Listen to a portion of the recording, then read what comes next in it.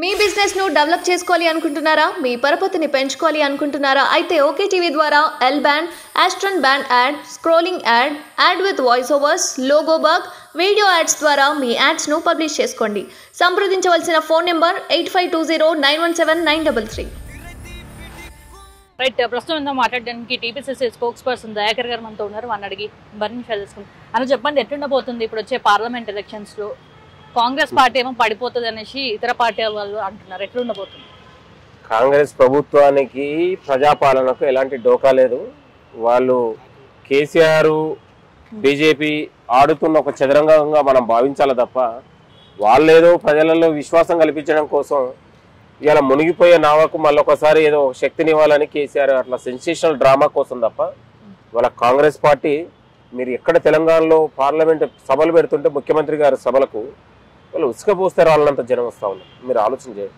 ఇవాళ రేపు మీటింగ్ అయితే ఇవాళ ప్రకటిస్తే కూడా రేపు బహిరంగ సభలు లక్షలాది మంది వచ్చి కార్యకర్తలు తరలి వస్తూ ఉన్నారు.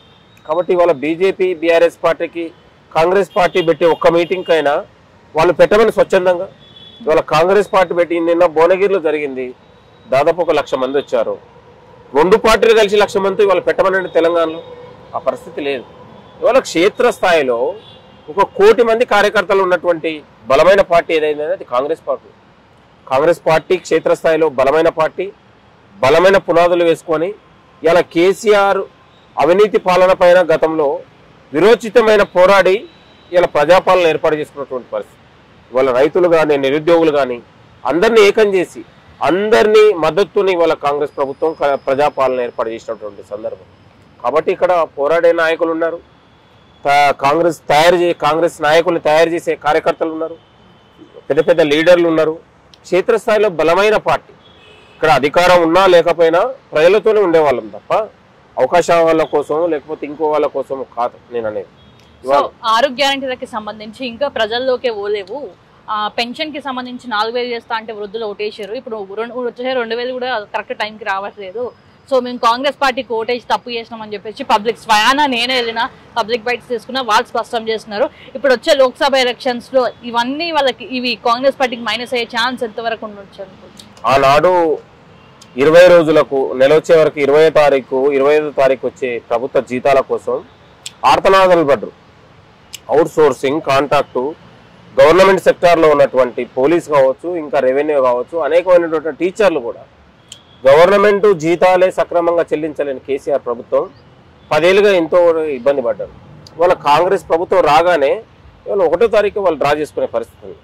వాళ్ళు ఎక్కడ కూడా పింఛన్లు కానీ లేకపోతే రైతు బంధు కానీ ఎక్కడ కూడా ఇబ్బంది ఏం కలగలేదు కదా, ఎవరికేం ఆపలేదు కదా. ఇవన్నీ వాళ్ళు సృష్టిస్తున్నటువంటి డ్రామాలు తప్ప మనము ఇవాళ 6 గ్యారంటీ పథకాలను ఇచ్చేసాం. ఇవాళ మహిళలకు ఉచిత ఉన్నటువంటి ప్రయాణం ఇచ్చేసాం. రాజీవ్ ఆరోగ్యశ్రీని అమలు పరుస్తూ ఉన్నాం. ఈ 200 యూనిట్ని అమలు పరుస్తూ ఉంది. ఇవాళ ఎక్కడ కరెంటు బిల్లు ఎవరు కడతా ఉన్నారండి మీరు చెప్పండి? పేద మధ్యతరగతి వాళ్ళు ఎవరైనా కరెంటు బిల్లు కడతా ఉన్నారా? అమలు అవుతా ఉన్నాయి. ఇవాళ కాంగ్రెస్ ప్రభుత్వం 30, 90, 100 రోజులు పూర్తయినటువంటి సందర్భంలో ఇవాళ మొత్తం కూడా నిధులు మొత్తం కూడా దొంగలు ఎత్తుకపోయినట్లాగా తెలంగాణను ఒక లూటీ చేశారు. ఆర్థిక వ్యవస్థను ప్రజలకు సంక్షేమానికి రావాల్సినటువంటి నిధుల్ని మొత్తం కూడా దారి మళ్లించి ఇవాళ ప్రాజెక్టుల పేరుతోనో సంక్షేమం పేరుతో ఇంకో దాంతోనో వాళ్ళు వేరే రకంగా ప్రత్యక్షంగా వాళ్ళే పందికొక్కుల్లాగా మెక్కి తెలంగాణని ఆర్థిక వ్యవస్థని పతనం చేసి వాళ్ళు ఇవాళ ఖాళీ చిప్పని మనకిస్తే ఇవాళ దాన్ని మనం ఎట్లా తయారు చేసుకోవాలనేది ఉద్దేశంతో మల్లగుల్లాలు పడి ఇవాళ రాత్రులు పగుళ్ళు కష్టాలు పడి అక్కడిక్కడ ఇబ్బందులైనా ఇచ్చేసి మనం ప్రజలకి ఏదైతే ప్రభుత్వం హామీ ఇచ్చిందో ఆ హామీని నెరవేర్చడానికి ప్రజల కళ్ళలో వెలుగులు చూడడానికి కాంగ్రెస్ పాలన ప్రయత్నం చేస్తూ ఉంది. సో రాహుల్ గాంధీ ప్రధాని అయితే కాంగ్రెస్ పార్టీ అధికారంలోకి వస్తే సెంట్రల్ లా మహిళలు పుస్తకాలు అమ్ముకునే సిచ్యువేషన్ వస్తుంది అనేసి అంటున్నారు. ఈ దేశాన్ని నిర్మించింది కాంగ్రెస్ ప్రభుత్వం కదా, ప్రాజెక్టులు కట్టింది కాంగ్రెస్ కదా, ఇవాళ ఇల్లు ఇచ్చింది కాంగ్రెస్, పింఛన్లు ఇచ్చింది కాంగ్రెస్, ఎడ్యుకేషన్ తెచ్చింది కాంగ్రెస్, స్కూళ్ళు బళ్ళు మెడికల్ కాలేజీలు పెట్టింది కాంగ్రెస్, ఐఐటీలను ఏర్పాటు చేసింది కాంగ్రెస్ పార్టీ. ఇవాళ దేశాన్ని నిర్మించింది కాంగ్రెస్ పార్టీ. ఇవాళ టెలికాం రంగాన్ని తెచ్చుకుంది కాంగ్రెస్ పార్టీ, బ్యాంకు అభివృద్ధి చేసింది, బ్యాంకు రంగాల్ని జాతీయకరణ చేసింది. ఎన్నో రకమైనటువంటి ఇవాళ మోడీని ఒకటి చెప్పమనండి, మోడీ ఏం చేసిండు దేశానికి ఒక్కటి చెప్పమనండి. నేను ఇది చేశానని ఒక మార్కేయండి. అంటే స్వచ్ఛ భారతేనా ఈ దేశానికి? స్వచ్ఛ భారతేనా? ఏం చేయలేదంటారు 10 సంవత్సరాలు? అయోధ్య రామయ్యనా? మీరు చెప్పండి. ఇవాళ సాక్షాత్తు ఇవాళ వాళ్ళ క్యాబినెట్ లో ఉన్నటువంటి నిర్మలా సీతారామన్ భర్త పరకాల ప్రభాకర్ రావు గారు ఒక ఇంటర్వ్యూ ఇచ్చాడు. బీజేపీ వస్తే దేశం వల్ల కాడని.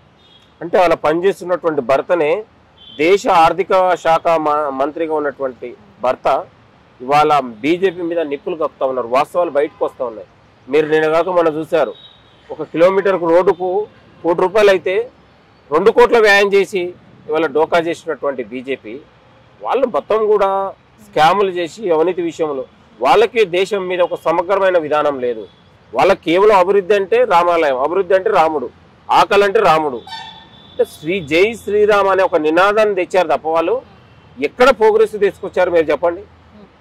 ఇప్పుడు గతంలో మీరు చూస్తే కాంగ్రెస్ పాలనలో సంక్షేమ రంగంలో పెద్దపీట వేసింది. ఇవాళ విద్యా ఉపాధి రంగాలలో కాంగ్రెస్ పార్టీ చేసింది. ఉపాధి రంగాన్ని డెవలప్ చేసింది కాంగ్రెస్ ప్రభుత్వం. నిరుద్యోగులకు ఉద్యోగాలు ఇచ్చింది కాంగ్రెస్ ప్రభుత్వం. అంటే ఒక దేశవ్యాప్తంగా ఒక టెక్నికల్ కానీ ఇవాళ సాఫ్ట్వేర్ కానీ ఇంకో రంగం కానీ అన్ని రంగాల్ని ముందు చూపుతో డెవలప్ చేసింది. దేశం స్వాతంత్రం మనం విడిపోయినప్పుడు దేశం మొత్తం ఏముందండి మీరు చెప్పండి. అలాంటి దేశాన్ని ఇవాళ ప్రగతి పదంలో తీసుకొచ్చింది కాంగ్రెస్ పార్టీ కాదా? వీళ్ళు కేవలం కాంగ్రెస్ ప్రభుత్వం పైన బురద జల్లడానికి ఒక ప్రయత్నం చేస్తూ ఉన్నారు తప్ప కాంగ్రెస్ పార్టీ వస్తే వాళ్ళకి ఎక్కడ ఆటలు సాగవనే ఉద్దేశంతో ఒక వివాదాస్పదాల ఉన్నటువంటి వ్యాఖ్యలు చేయడం, లేకపోతే రకరకాల కోడుగుడు మీద వీకలు తీసి కాంగ్రెస్ పార్టీని ఇలా ఎన్డీఏ కూటమిని బలహీనపరచడానికి మోడీ కుట్రలు చేస్తూ ఉన్నారు. మోడీ మొన్ననే అన్నాడుగా, మీ అందరూ తెలుసు, ఎన్డీఏ కూటమి బలపడుతుందనే ఉద్దేశంతోనే కదా. మొత్తం నార్త్లో మీ అందరికి తెలుసు, నార్త్లో తీవ్రమైన వ్యతిరేకత వచ్చింది బీజేపీకి మేము ఓటేయమని. ఏం తీసుకొచ్చాడు మోడీ అని వాళ్ళు. కాబట్టి నార్త్లో మొత్తం బీజేపీ దెబ్బతిన్న సందర్భంలో అక్కడ సౌత్లో ఎక్కడో కొన్న ఏపీలో ఇక్కడ అన్ని కర్ణాటకలో కొన్ని రాష్ట్రాల్లో సీట్ల కోసం వాళ్ళు ఫోకస్ చేస్తూ ఉన్నారు తప్ప తెలంగాణలో మీరు చూస్తే బీజేపీ ప్రభావం పెద్దగా ఉండదు. సరే, తెలంగాణలో రేవంత్ రెడ్డి ప్రజలకు న్యాయం చేస్తున్నా అన్యాయం చేస్తుండ? న్యాయమే నేను అనేది. ఇప్పుడు సరే, ఎవరైతే ప్రజాభవన్ నిర్వహించిన తర్వాత దానం నాగేందర్ రావద్దు అని చెప్పేసి ప్లకార్డులు పట్టుకొని అక్కడ రావడం జరిగింది. ఇక్కడ కూడా గాంధీ భవన్లో ధర్నా చేయడం జరిగింది. ఎవరైతే టీఆర్ఎస్ ని వద్దనుకొని కాంగ్రెస్ పార్టీని నమ్మి కాంగ్రెస్ పార్టీకి ఓటేస్తే అక్కడ నుంచి తీసుకొచ్చి అక్కడ పెండ తీసుకొచ్చి ఇక్కడ పెడుతున్నారు అనేసి అంటున్నారు. ఎట్లా చూస్తారు? నేను ఏమంటున్నామా, ఒకవైపు దేశానికి ఒక చీడగా ఉన్నటువంటి మోడీని బీజేపీని మనం ఎదిరించాలంటే ఇప్పుడు దానం నాగేందర్ కాంగ్రెస్ రక్తమే కదా, కాంగ్రెస్ బ్లడ్డే కదా. కొన్నిసార్లు తప్పిదాలు చేయొచ్చు, బీఆర్ఎస్ పోయి కొంచెం రాజకీయ అవకాశాల కోసం. వాళ్ళ కాంగ్రెస్ నా రక్తం అంటుండే ఆయన. కాంగ్రెస్, నేను కాంగ్రెస్ పార్టీలో పెరిగినోడిని, కాంగ్రెస్ నా ప్రాణం అంటున్నాడు. కాబట్టి ఇది ఒక కాంగ్రెస్ పార్టీ అనేది ఒక విశాలమైన వేదిక, ఒక ప్రజాస్వామ్య వేదిక. కాబట్టి ఒక కాంగ్రెస్ పార్టీ కూడా క్షేత్రస్థాయిలో జంట నగరాల్లో లేకపోతే ఉమ్మడి జిల్లాలో అభివృద్ధి చేయడానికి, క్షేత్రస్థాయిలో డెవలప్ చేయడానికి సమర్థవంతంగా ఎవరు వచ్చినా కూడా పార్టీ ఆహ్వానించి బలోపేతం చేయడానికి ఒక ప్రయత్నం చేస్తుంది.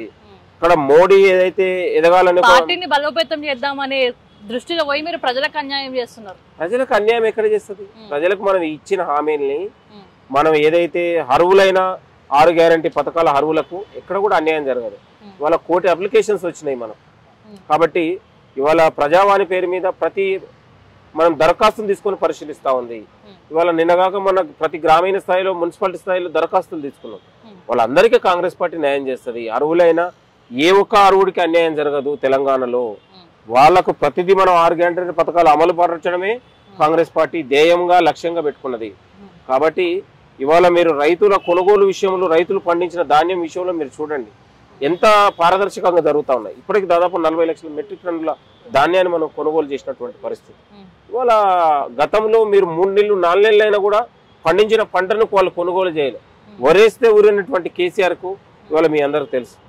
కాబట్టి కేసీఆర్ దగాకోరు కేసీఆర్ పాలనకు ఇవాళ మన కాంగ్రెస్ ప్రభుత్వ ప్రజాపాలనకు చాలా తేడా ఉంది. ఇది ప్రజల అభిష్టం మేరకు, కార్యకర్తల అభిష్టం మేరకు, ప్రతి ఉన్నటువంటి అందరి సూచన మేరకు నడిచేది పార్టీకి. ఇక్కడ స్వేచ్ఛ, సామాన్యాయం, సామాజిక న్యాయం అన్నీ ఉంటాయి. అక్కడ మోనోపలి కేసీఆర్ చెప్పింది వేదా, కేసీఆర్ చేసింది.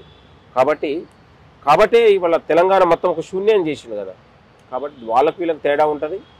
కాంగ్రెస్ ప్రభుత్వం సుస్థిరమైన స్థానంతో, ప్రజల మద్దతుతోని, ప్రజల ఆలోచనతోని ఇవాళ పార్లమెంటు ఎన్నికల్లో కూడా ఒక బలమైన స్థానాలను గెలవడానికి, బలమైన స్థానాలు తీసుకురావడానికి ఒక తీవ్రమైన ప్రయత్నం జరుగుతూ ఉంది. ప్రజలు కూడా ఆ దిశగా ఆలోచిస్తూ ఉన్నారు. ఎన్ని సీట్లు వస్తాయన్న ఫైనల్ గా? నాకు తెలిసి ఒక 12 సీట్లు, 12 నుంచి 14 రావచ్చు అనేది. ఎందుకంటే ఆ వాతావరణం కానీ, కార్యకర్తల ఉత్సాహం కానీ, మీటింగులలో వచ్చే స్వచ్ఛందంగా తరలి వస్తున్నటువంటి ప్రజలు చూసి కానీ మేము అంచనాలు వేస్తూ ఉన్నాం. ఎందుకంటే క్షేత్రస్థాయిలో బలమైన పార్టీ, కొత్త గవర్నమెంటు, కొత్త ఆలోచనలతోని, ఇవాళ నూతనమైన విధానంతోని, ఇవాళ 6 గ్యారంటీ పథకాల అమలుతోని కాంగ్రెస్ పార్టీ దూసుకుపోతూ ఉంది. ఒకవైపు రాహుల్ గాంధీ గారి ఒక న్యాయయాత్ర కావచ్చు, జోడయాత్ర కావచ్చు, ఇవాళ కాంగ్రెస్ నాయకుల ఇవన్నీ సమీకరణల దృష్ట్యా దేశవ్యాప్తంగా మోడీ ఒక నిరంకుశ అవినీతి విధానాల మీద ఇవన్నీ పరిశీలిస్తే ఒక న్యూట్రల్ కానీ, చదువుకున్న విద్యావంతులు కానీ, నిరుద్యోగులు కానీ ఆ ఆలోచన చేస్తారని కూడా మేము భావిస్తాం. Thank you.